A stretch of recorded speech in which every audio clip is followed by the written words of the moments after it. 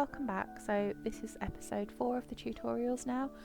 So rather than doing a full playthrough, I'm just going to use the video that I've already part edited just to show you what we need to get done. So obviously there's the normal things like taking care of the baby, looking after the garden, making sure that they've got enough food, and just sort of keeping on top of the home and the garden. But obviously we still need to get that male heir, so that's what I'm focusing on for this episode. So obviously they've got their baby, they need to age up to an infant soon, so we'll be rolling for that as well. So when you are rolling, obviously you want to look at the rules, and it says you need to avoid 12, 16 and 18. I did do the roll and she rolls an 8, so she's safe, so we can age her up and we can make her look more sort of medieval. So this is what I've done. I've just dressed her in this little outfit. It's not perfect, but it at least isn't, you know.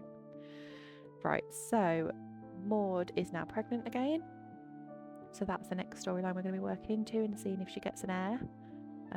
But until that point, it's really just sort of taking care of everything, and yeah, that's their next focus, is just looking for that heir and building up the family, because we've got no more big events until 13, 15. So yeah, sort of gameplay wise it's very samey, which is why I quite like doing the videos, because here I'm just making it look as if they've got a really poor sleeper in Alice, and it's really tough with dealing with the pregnancy. You know, they don't know if the baby will survive, they don't know if Maud will survive, they don't know if they're going to get an heir. It's all quite tense at the moment.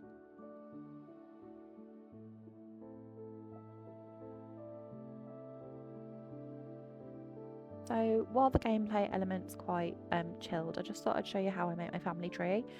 You'll see these on my TikTok videos especially, and I use Canva to make my family trees, very simply.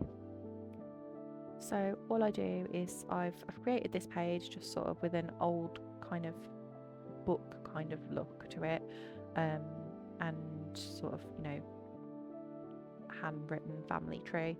And then you want to go on elements, you want a circle frame that you can add a photo to, and you just resize that however you want it, and you want to make it the right colour. I'm actually going to just get one of the ones I've done before, so I don't have to worry about making it the right colour. You can do it however you want to do it. So once you've got that, you just want to sort of align them, make sure they're the right distance apart, make it look pretty. And then after that you want to start adding their names. You can do it however you want, you can put obviously it underneath, but then I like to put the birth dates and death dates there, but however you feel like doing it is absolutely fine. And then just sort of join it all together. I just use the line tool and just draw my lines sort of however it fits together, because family trees can turn into a wreath if you're not careful, especially in The Sims. So how I've done it is I've got the married couple at the top, and then a line going down and splitting out into 2 little branches that are the children that we've got so far. I do then add in a photo of them that I just screenshot from The Sims, but what you'll find is obviously if a lot of them are dying in childbirth, then you need to sort of think of a different way to do that. So I just use this sort of cherub statue just to indicate that they're not alive.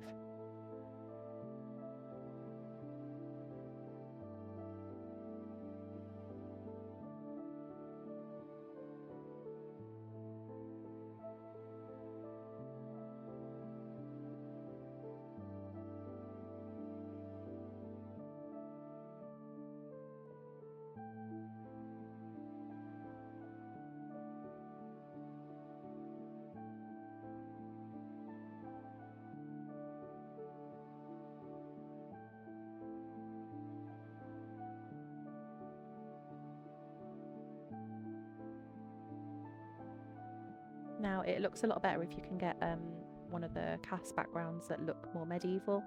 I think I've got a few tagged on my Patreon. There's Luna Moth does a few that are quite nice. This is one of the Luna Moth ones. Just makes it look a little bit more realistic. You don't really want a modern setup behind your medieval Sims.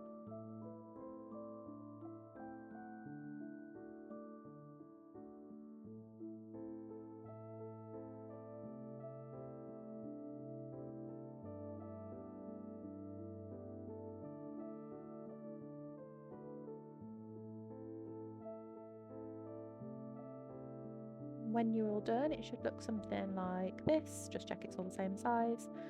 And then eventually it'll end up something like this one, which is from my last challenge that I did.